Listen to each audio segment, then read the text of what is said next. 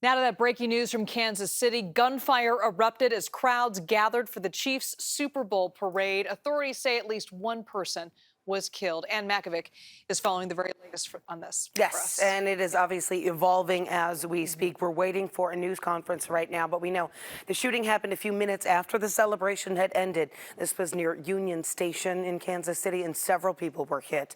Police and paramedics swarmed the scene as crowds of people on the streets ran for cover. We know one person has died, several others are in critical condition, and at least 2 people were taken into custody. A chaotic scene, though, as you can see here. We're hearing from some of the fans who were forced to run for safety. And from reporter Neil Jones, he is from our partner KCTV, out there in the middle of it.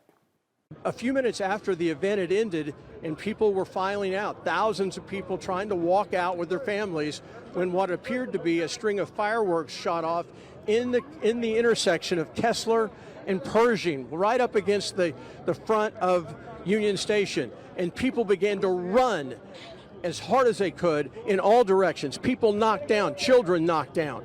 And then they continued to, the police broke in, they ran into it, through the crowd, and they ended up subduing at least 2 people. They have taken them into custody. I was just telling everybody to get down, and then like get out the way, and the officers were coming around, and that's what they did. When we were heading west, trying to get back and away from it, we saw the police swarm a stairwell, and then we heard another pop from there, and that's when I was like, okay, we're gone. Just minutes before the gunfire, the streets of Kansas City packed with fans cheering on the Chiefs. Chiefs, of course, beat the 49ers in the Super Bowl, and as many as 1 million people showed up to watch that celebration parade, but it quickly turned into chaos. Taking a live look right now in Kansas City, where again we said we are waiting for a news conference and the investigation continues.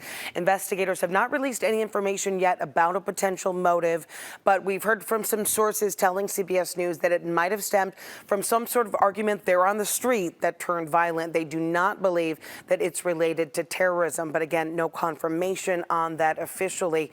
Shortly after the shooting, Chiefs quarterback Patrick Mahomes posted this message online saying, praying for Kansas City.